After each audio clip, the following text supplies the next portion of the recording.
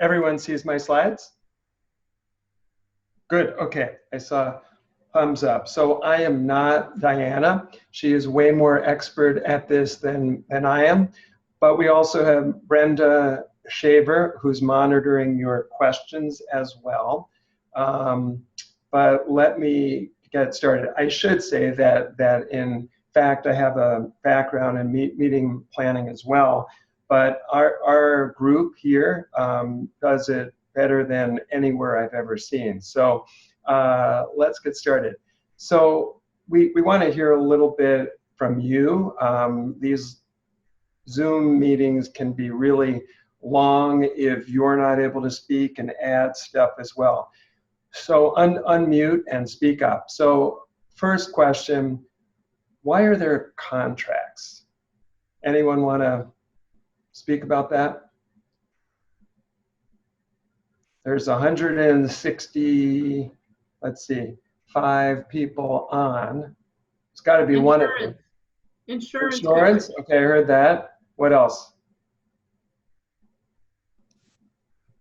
Risk. Risk, okay. Anything else? Who's doing Performance what? expectations. Oh, thank you. Performance expectations, great. Others? Compensation. What was that? Compensation for the services used. Thank you. Yep. Compensation. Guardrails. Okay, great. Keeps you in line. Yep. Very good. Okay. So the next question is, should you negotiate them? You get one from the groups you're working with, and they say, here it is, sign. What would be your response? Wait a minute. Anyone? I'll take a look. Take a look. National. Okay, I like that. Not a chance. Yeah. Okay. Send a national first. Okay. When you read an event contract, whether it's lodging, meeting spaces, food and beverage, what are some of the first things you look for? Conditions. Okay. Can you expand on what that means? What I have to do and what they're going to provide given certain circumstances, such as a pandemic. Cancellation. Like Cancellation. Guaranteed. Such as a pandemic, yeah. they write those in a lot, but nobody ever expected that. What else? Guaranteed numbers. Good. Okay, excellent. And how has a PWA helped you in the past? I didn't put it in writing, but I'll also ask you, or how have we hindered your progress? Speak freely. We want feedback. So you guys helped us when we had to get a contract for an online service to do our virtual conference. This is in Illinois. Thank you. Others? It's always good to have a second set of eyes to look at it from a different perspective. Okay. And any hindrances? Have we responded too slowly? Not at all? Impeded your progress? Oh, you can share if it's true. If it's not, great. Well, I'll move on quickly so I don't hear anything negative. Okay, it was already stated, do you need to let a PWA know when you are having an event? And the answer I heard was yes. We'll speak more about that. All right, before we really get started, we want to have a little more fun. And while we have a captured audience, this is a market study, a free market study and research. Can we go to the poll?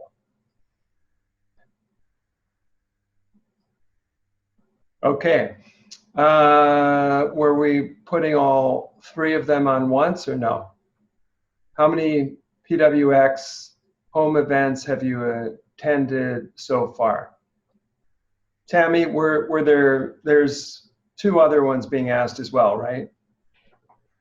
Yes, I think there are. And when I tested it, they were showing up, like when you answered one, it would go to the next, go to the next. Is it doing Right. that for the attendees?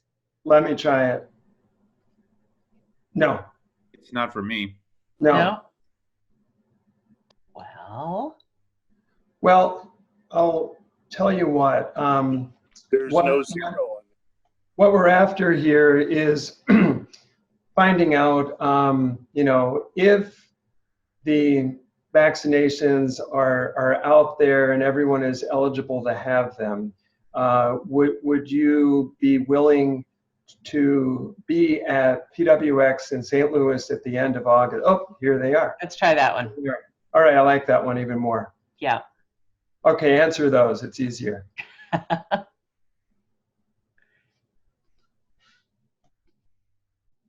And you can scroll up if you don't see all three.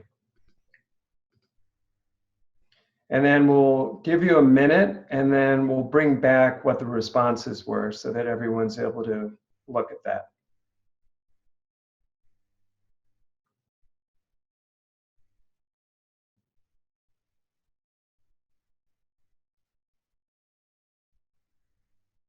Okay, let's bring it back. And show us the They're results. still voting a little bit. Oh, Okay. they are, okay. There were a That's fine. couple still moving here. Okay. We'll give them a couple more seconds. It won't let me submit. Yeah, it's not perfect. It's It won't let me submit. There was Okay. a third question on the bottom if you didn't scroll down. All right, here we go. So assuming it is safe, 50% answer yes, 40% unsure right now, which is really understandable. There's lots of unknowns. What factors will go into making your decision? If my agency has the budget, what was the winner there? Next in line was travel restrictions, which is probably related. This is good feedback for us as we move ahead. As far as PWX, as we speak right now, we are planning on moving ahead and having it in person, but we constantly watch what's happening out there. Okay, thanks. All right, let's move on here. So chapter event contract template.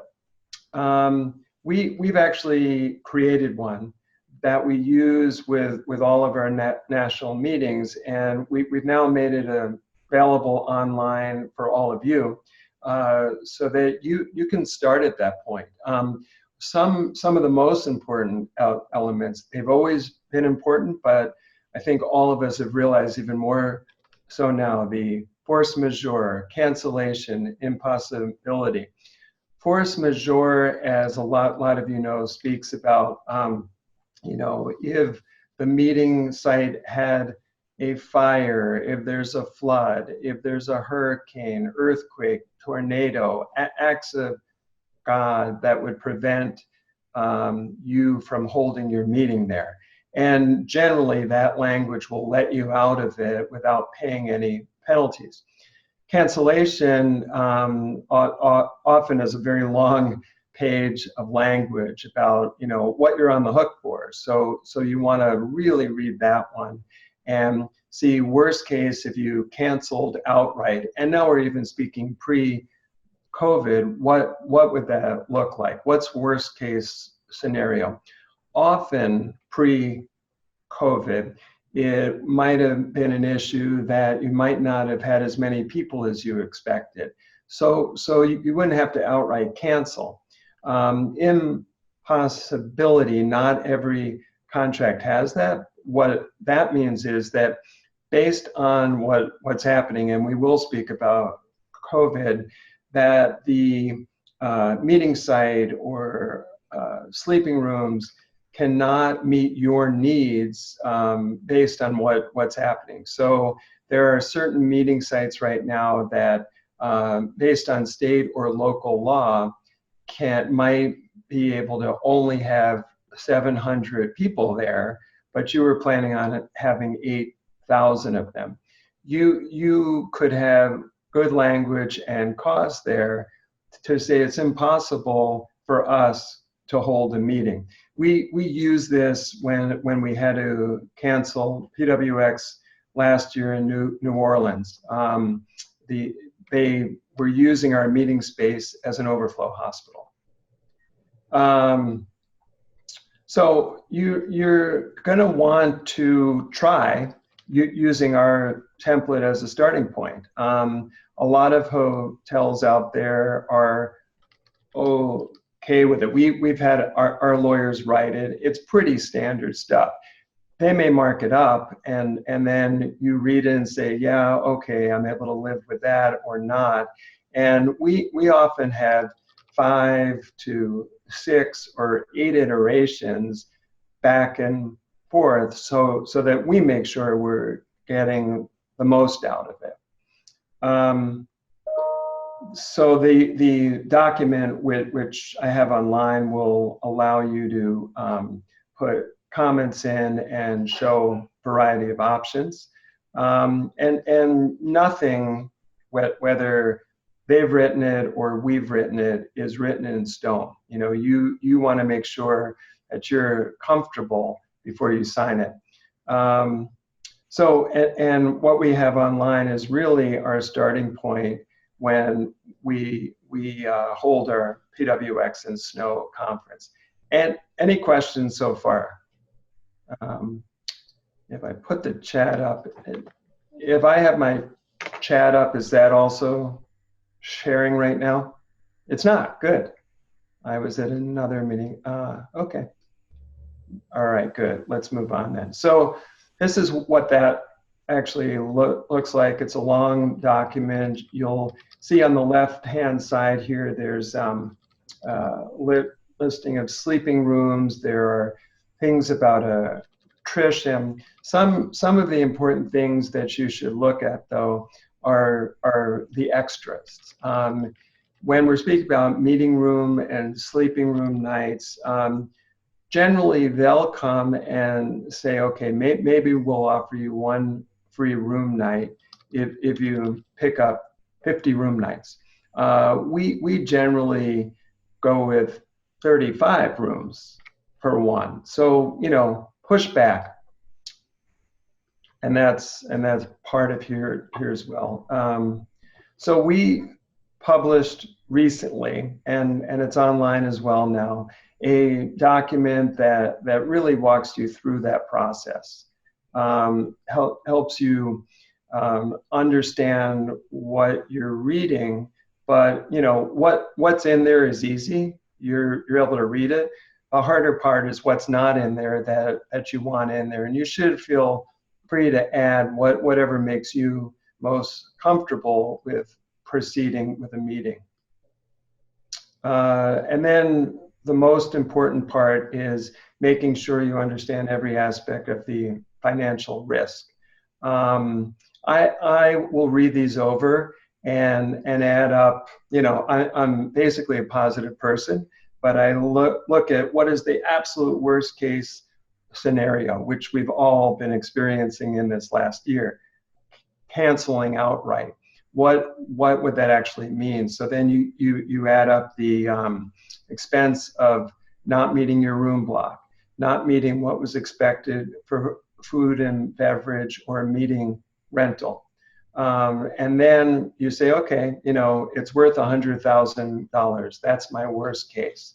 And then if you're okay with that, then you move ahead. And then there can be so much legalese in there. Don't be shy. You know, I've been doing this a lot of years. I read legal documents a lot, and when I read language that I do not understand what it is, I'll write them back and say, can you explain what you mean by this? They often say, that was from an old contract. We actually don't know what it means either. So don't be shy at all. And that's options for cost savings. I was speaking about getting maybe some free rooms based on your room night pickup. You could also ask for free internet, whole host of other items. And Brenda's online here as well, and maybe she has a list that she could post in the chat about some of the other things that we ask for. Okay, when should I send my contract to a PWA? We were speaking about that earlier. We would like to see all contracts over the amount of 10,000. And then if you move to the right, if the value is over 5,000 but less than 10,000, we don't need to approve it. We're happy to speak with you, look it over, and offer you input. But it would be great if you sent us a copy of it so we have it in our records. If it's less than 5,000, there might be some other insurance implications. We have some chapters, and I'm not promoting this, that have maybe possibly had axe throwing, skeet shooting, some higher risky outings, and we ask that you let us know so that we make sure that you're insured properly. And we can turn them around usually in under a week. Any questions? I know I'm opening the fire hose. Scott, there was a question in the chat about if the contract amount is under 10,000, but the member participants are essentially paying, and the chapters the go-between for collecting the money and writing a check for the event. Do we still need to have contract review? Nick, would you unmute and tell me a little more about what that situation is? Yeah, thanks, Scott. I just think back to our annual summer golf event. We provide registration for it, and chapter members help facilitate it, but it's all self-funded. The chapter doesn't subsidize it, so it's really a reservation and slate to the activities that are involved in it.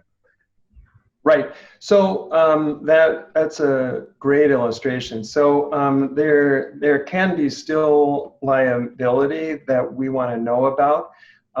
If our name is being used in any way, a PWA blank blank blank, we hold some amount of liability. So we want to have a handle on what's happening, what the risks are, and whether you need any extra insurance. Golf outings are part of what we insure.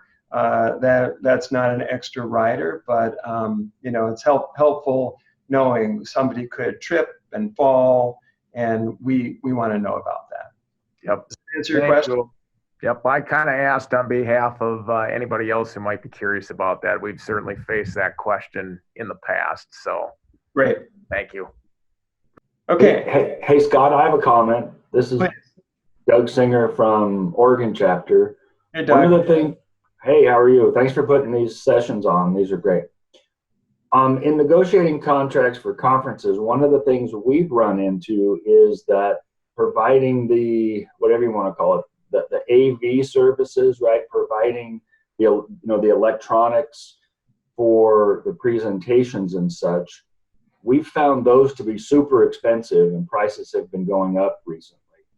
And that in a lot of our contracts, the location doesn't want to have that price in the agreement if we're making, we're often making our agreements 2 years in advance, right? To secure that facility. And so in a lot of our contracts, it's been in the contract that they'll provide it and that they'll provide the price later.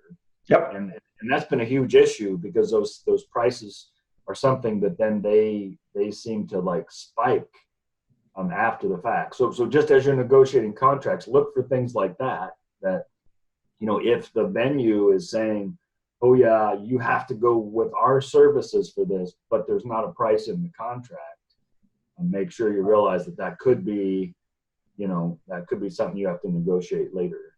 That's an excellent point on two different levels. One is audio visual / internet prices are insane. We held an APWA board meeting, I believe it was in Seattle at PWX, and the price for having internet in our boardroom was something like $3,000. I said, we're not having it, and had everyone download the board meeting info ahead of time.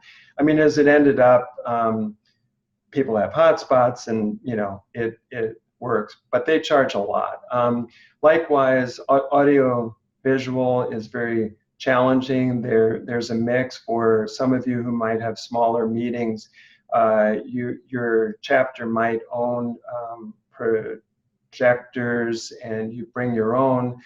But there are other places that say, great, if you want to bring your own, we're still charging you $500 because of labor and screens and all that.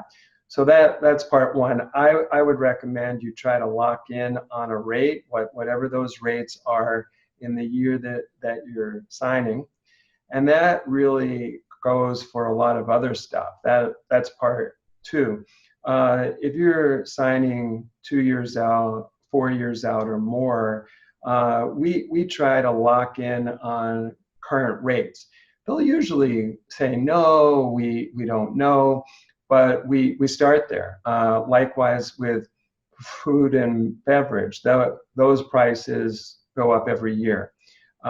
We try to lock in on those rates. And for meeting space rental, sleeping rooms, you can generally lock in on the rates of the year that you're signing, and should if you can. Thanks for raising that. So anyway, we look this over to make sure that the language in there is reasonable. During this last year, we've just seen some crazy stuff. And if you don't have those things I spoke about earlier, like force majeure, impossibility, and cancellation language that's favorable to you, it's hard. Ashley, how much more time is left? I don't want to use up your time. You're completely fine. You can probably have another 5 minutes if you need it. Perfect. That's all I need. So we've spoken about this bullet. We want to make sure that all of the language in there is as favorable to us as possible. My mantra is, don't be shy. Speak up, ask about what you don't know. So we've during this last year have become much more organized, really out of necessity. And Diana is our lead on all of these kinds of event, meeting, conference contracts. She reads them over. I may read them over as well. Make sure that you have in there what you need. And then all other financial and insurance oriented ones would go to Mary Nollmeyer. Okay, so let's speak quickly. I know that Mary Joyce Ivers and I have sent out number of correspondence about, okay, now what? And I've recently had calls about, okay, now we're in a new year. Can we start holding, large in-person meetings? And the answer is we're not in a place yet where that's going to work in most instances. Still, we would recommend that you look at all of these items. What's happening in your state. We have instances where there's at least 5 or 8 states in the United States that allow for large meetings. It doesn't mean it's right, even though it's allowed. And from a public health standpoint, you need to look at how many people will you have there, what your meeting site is like, can you have enough distance, what your positivity rates of COVID are in your area. Are people coming in from out of state or different parts? And then really, we've been working with a lot of chapters over the last year, helping them either have outdoor meetings if possible. So golf outings have worked well, outside rodeos have worked well, and technical walking tours as well. And then also the use of virtual. We're right now speaking with a company that has a really great option of virtual meeting platform, and we'll know more about that in a week. But we've spoken about the ability for our chapters, to use it with meetings of 100 or less. So when we know more, we will share that. Any questions about this? I know there are a lot of questions. You all have meetings. We're in a new year. I'd open it up right now. Yeah, this is Tara from Washington State. Do you expect National will come out with some type of requirements for when we are mainly vaccinated and having in-person events again, such as are we going to require folks to show proof of vaccination? What happens if someone is not vaccinated and they still want to come? All those fun questions. Yeah, that's a really great question, and we're speaking about that right now. You're reading in the news that the EEOC issued guidance stating that employers can require vaccinations as a means of employment. That would carry over to any of our meetings. Question is, will you be willing to escort anyone out when they show up and they've registered and they paid and they don't have proof? I don't know that anybody has that answer yet. From my perspective, it's been about education, really speaking about the importance of when you're eligible and you are able to have the vaccine, assuming that you don't have underlying health issues or religious reasons why you won't have it, that you have it. I mean, it helps you and it helps others around you. So we are speaking about that. We're not at a point yet where we would say that we are making it a requirement, but definitely it will make people feel a lot more comfortable when we start meeting in person. Does that help at all? It's not a yes or no answer yet. No, that's fine. It just means that you guys are talking about it just like we are. And absolutely. Thank you. Yeah. Thanks. Other questions? Okay, so I've really spoken about we're here to help you in every way. In this last year, we started working and helping chapters with coming up with a strategy for how you work with canceling or postponement. It's obviously much more challenging in states that there's no prohibition, because the hotels or meeting sites will say, well, you're able to hold it. There are no restrictions. But there are public health arguments that we have been able to make. If it's in a state or local area that prohibits it, and say that you're having a conference in August and it's March, and the restrictions are still in place in March that would not really allow you to have it, you have a little more negotiating leverage when the restrictions are still in place. They'll argue though and say, look, it's only March, you're holding your meeting in August, what's your worry? From a legal standpoint, we've had a lot more luck when we've had to cancel our North American Snow Conference in PWX when there were still restrictions in place. Questions about that?